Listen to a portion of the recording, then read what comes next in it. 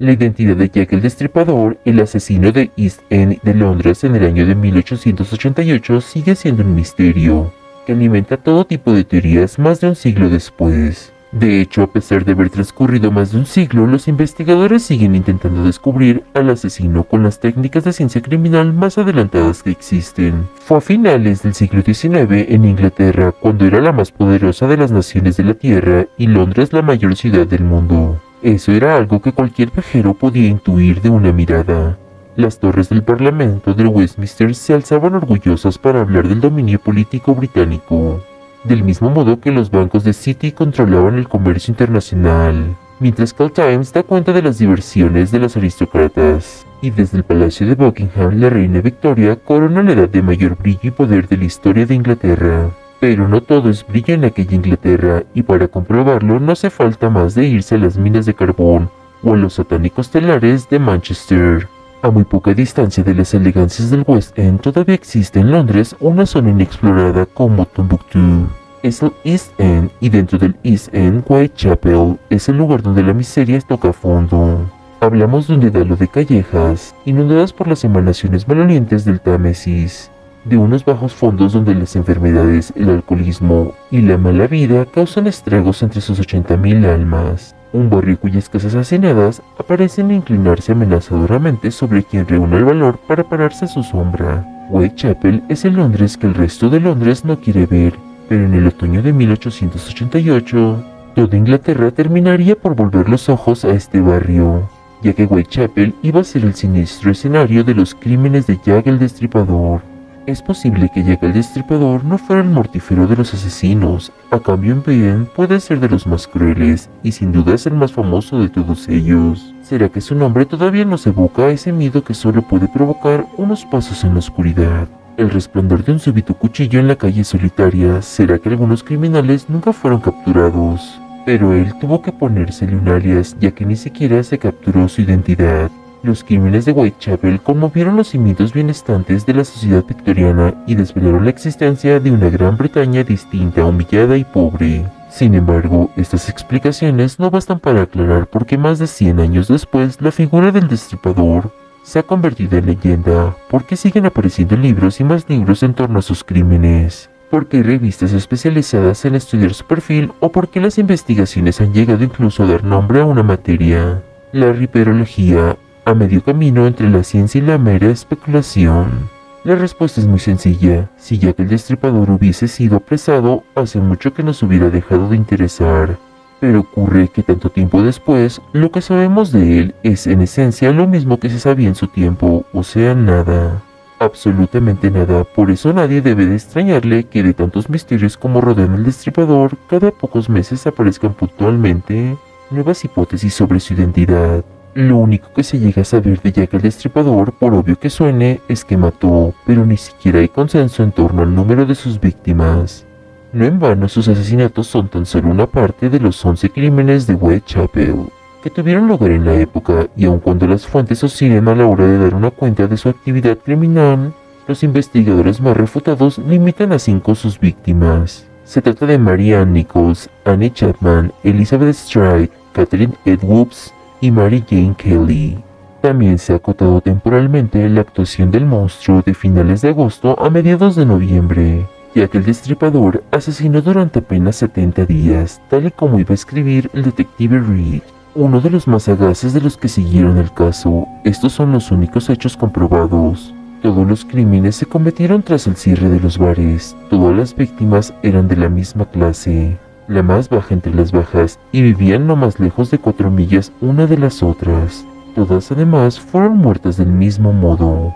El resto todavía es un misterio. Su crueldad sin precedentes fue una buena parte responsable del fenómeno pánico levantado tras las muertes, como dijo uno de los encargados de las autopsias. No le bastaba con matar, sino que también tenía que hacer un daño gratuito al cadáver. Su modus operandi era el siguiente: comenzaba por cortar de un lado a otro la garganta de la víctima con una cuchillada, para después también abrir a cuchilladas su cavidad abdominal. En la mayor parte de los casos pasaba entonces a extirpar sus órganos. En alguno de ellos además aprovechó para llevarse un riñón, por ejemplo, a modo de macabro souvenir. Ante tales matanzas, la descripción forense de los cadáveres todavía puede turbar al hombre más templado. Las vísceras se hallaron en diversas partes, el útero y los riñones bajo la cabeza, el otro pecho junto al pie derecho, el hígado junto a los pies, los intestinos junto a su costado derecho, el corazón faltaba del saco pericardio. Como bien dice un riperólogo, el núcleo del miedo es que es incomprensible. Y lo desconocido es lo más temido de todo. En el caso del Jack el Destripador, el misterio iba a ser el terreno cedido al temor. Nunca nadie oyó un solo grito, una petición de socorro, en un barrio donde las gentes vivían literalmente empaquetadas. Ninguno de los cadáveres presentaba las heridas de defensiva que resultan de oponer resistencia a un ataque. De hecho, el único presunto avistamiento del criminal solo sirve para arrojar más pavor sobre su modo de matar. Según se sabe, en la noche del 8 de septiembre de 1888, una mujer se encontró con Annie Chapman. Esta estaba acompañada de un extranjero de piel morena y mediana estatura, ataviado con una capa oscura y una gorra al estilo de Sherlock Holmes. El encuentro se había producido recién pasaban las 5:30 de la madrugada, pues bien a las 6:10, cuando el médico G.B. Phillips acudió a levantar el cadáver, el destripador ya había matado a Chapman. Hasta la misma reina Victoria iba a tener sus teorías sobre el asesino. En su opinión, como el de toda la aristocracia, la hipótesis bien podía resumirse en el titular de un diario de la época. Era imposible que un inglés hubiera cometido tales crímenes, como fuera, y la nobleza no fue la única en mostrar su partido previo, porque los asesinatos de Jack el Destripador sirvieron para que cada capa de la sociedad británica proyectara sus propias obsesiones. Por ser Whitechapel un lugar de residencia numerosa de judíos, los antisemitas tuvieron su coartada, y entre las clases más olvidadas cobró fuerza la convicción de que tales asesinatos solo podía ser obra de algún aristócrata perverso.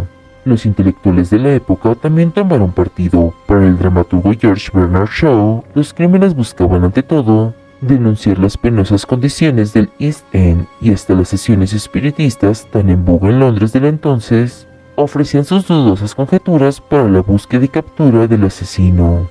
Scotland Yard, la policía metropolitana de Londres, interrogó a cientos de personas. Se eludía la cercanía de Whitechapel al puerto. Podía haber sido un marinero de paso o tal vez un estibador. Se supuso que el asesino tenía que ser un médico o como mínimo un carnicero, es decir, alguien de conocimientos de la anatomía o por lo menos de la especie. Pero incluso las posibles pistas multiplicaban la confusión. Por ejemplo, la inscripción de Tisa de Catherine Edwards, en la que se culpaba a los hebreos: los judíos son los hombres que no serán culpados por nada. El texto fue borrado enseguida para evitar ataques antisemitas, o una de las piezas mayores de la riperología, la carta con remitente desde el infierno, que acompañada de un trozo de riñón recibió la policía y que por una vez no parecía invención de la prensa. Son pocos los consensos en torno a la personalidad de Jack el Destripador. Uno de los pioneros en la elaboración de perfiles criminales sería Dr. Bond, cuyo dictamen ha merecido el aplauso general. El asesino debe de haber sido un hombre físicamente fuerte y de gran frialdad y audacia. En su aspecto exterior debe de ser un hombre tranquilo, de apariencia inofensiva y probablemente de mediana edad, vestido de modo cuidadoso y respetable. Hay otro rasgo que Bond nos señaló: el asesino tenía un conocimiento meticuloso de Whitechapel y sus infinitas calles. El perfil del Dr. Bond ha recibido alabanzas hasta el día de hoy, pero se sigue sin contestar la pregunta: ¿quién fue Jack el Destripador? Para responderla, riperólogos en busca de publicidad han llegado incluso a mencionar el nombre de William Gladstone, 4 veces primer ministro de Gran Bretaña. Estratagemas de comunicación aparte, tanto la policía como la prensa de la época tuvieron sus preferidos, y del siglo XIX hasta hoy la investigación ha venido sumando otros hasta engrosar un catálogo de centenares sospechosos. Una de las supersticiones del caso afirma que este se suicidó tras cometer los crímenes. Entre los investigados por la policía, Montague John Dreed cumplía ese papel, adulto joven de buena sentencia pero venido a menos. Su cuerpo fue encontrado en el Támesis en el mes de diciembre. Eso sí, a efectos de culpa, él, como casi todos los demás, tenía una buena coartada. El primer día del crimen se lleva jugando cricket en el condado de Dorset. También Sigourney Klusovski se vería exculpado. Era conocido por su afición a envenenar mujeres. Pero ocurre que los asesinos en serie rara vez cambian de modus operandi. En cuanto a Aaron Komonsky, A quien no ayudó en nada a ser un judío polaco, se le ha supuesto tan deteriorado mentalmente que de haber sido el autor de los crímenes, hubiera sido incapaz de guardárselo. Al final, el verdadero mito del caso de Jack el Destripador es que todos los crímenes que no se resuelven terminan por remitir al suyo. Con esto llegamos al final del video. Si les gustó, dejen su like, compartan y suscríbanse. Nos vemos en el siguiente episodio de Universo Enigma.